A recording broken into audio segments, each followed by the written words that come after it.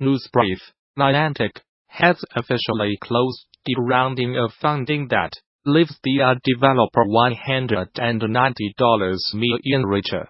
This comes after rumors circulated last month that Niantic was working to add a $200 million investment from the likes of Axiomatic Gaming and Samsung. At the time, an unnamed source speaking to the Wall Street Journal said the investment would land Niantic a $3.9 billion valuation. The SEC document detailing the investment, however, makes no mention of the investors behind this $190 million funding round. But does note that 26 investors contributed to the sum in some manner. With this latest round closed, Ninatic's lifetime fund raised has now surpassed $515 million. The investment comes as Niantic is both still actively supporting Pokémon Go and working toward the release of its Harry Potter-flavored augmented reality game Harry Potter, Wizards Unite, which is due. Each of Sega's Yakuza games contains modded use. For example, Yakuza 0, the series prequel released on the side of Japan early last year, sets itself up as a playable crime serial setting, ATS Japan. But it can also be cabaret management game, a blind date sim, a 3D beat 'em up, an emulator of old Sega arcade classics, a rhythm game, a light-hearted RPG about solving strangers' problems, a real estate management game, and a surprisingly good place to learn the basics of tabletop games, like shogi and mahjong. From a developer's perspective, the scope of such a project is daunting. From a player's perspective, it can be overwhelming. My partner and I recently completed Yakuza 0, and saw that our 87 hours of combined play merited a completion score of roughly 33%. The hook that holds together all these disparate game design elements that put us on the scores of Western players like us through the game is the writing. For all its focus on cold-hearted criminals and petty evil, Yakuza 0 is a remarkably funny game. It affords players the freedom to quickly jump from incredibly serious, macabre scenes, a criminalist tortured in a warehouse, to teach a shy punk band to act like good rude dudes in public.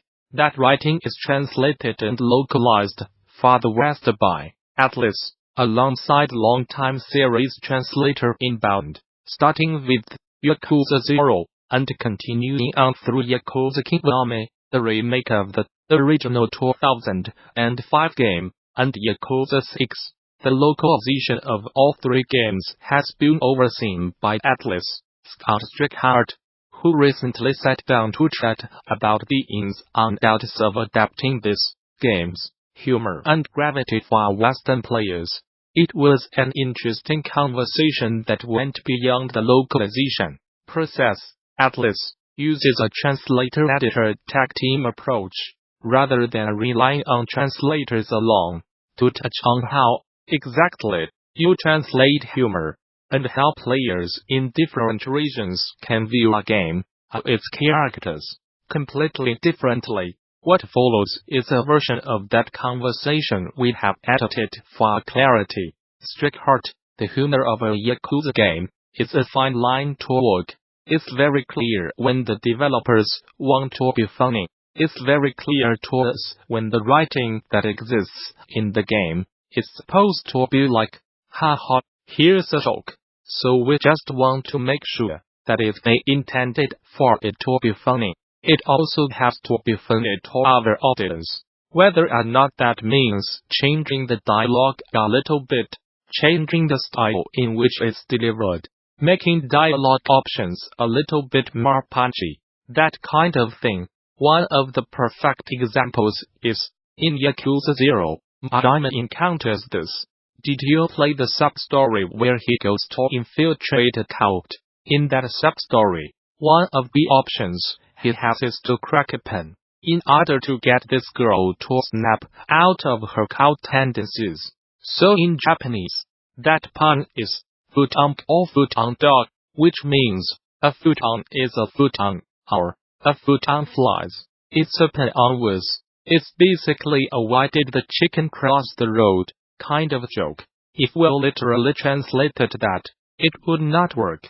If we put in why did the chicken cross the road, it's not much of a pun. It does not feel in line with Majima's character. So that's where we had to come up with this pun that we ultimately went with, which was, how do you avoid dangerous codes?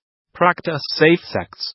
Well, it was not just me. We have a team of translators and editors who approach these games. These games are massive. If they were left to just me, I'd be buried, and each of these games, 5 years. Most of these Yakuza games actually are on par, are greater than your average drug. In terms of volume of text, Yakuza 0 is 1.8 million JPC, Japanese characters, and the average drug is, I think, 1 million to 1 R. So we were well above the average there. So anyway, how our process works is, the scripts come in from Japan, and we divide them up to certain translators and editors to make sure there's consistency among the sections that they are doing. So that particular pun was in a substory, for instance. So the translation team who was on that was one of our outsourced translators, who was doing most of the Majima substories. Because they were familiar with Majima as a character, they were familiar with the substory content, and all that kind of stuff.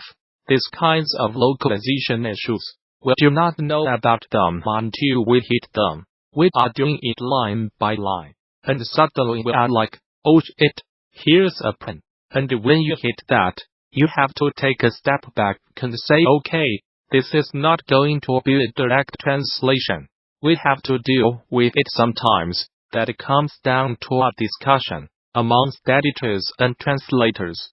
Sometimes the translator will flag it for the editor to say, I didn't know what to do with this. Man, let's talk about this.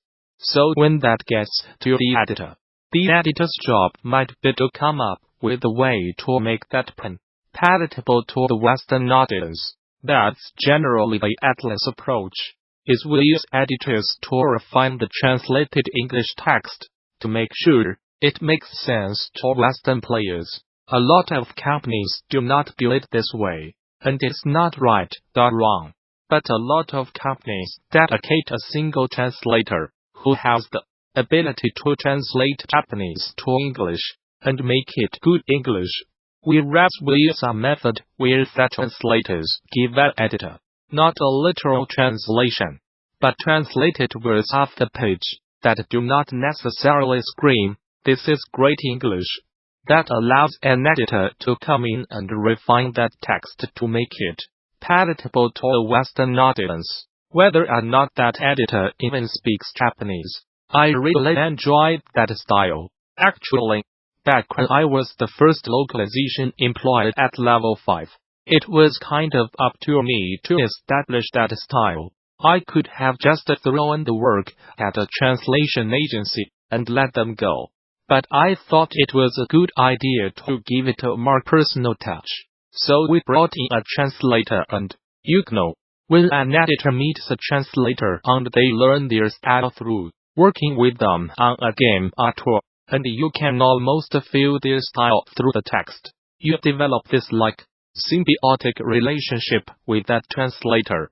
And that's kind of how I felt about that translator, who was working on Attack of the Friday Monsters with me. It worked out really well. Well, it's not right or wrong. I think that both ways of doing localization have advantages and disadvantages. The advantages of this method are that it's a little more collaborative.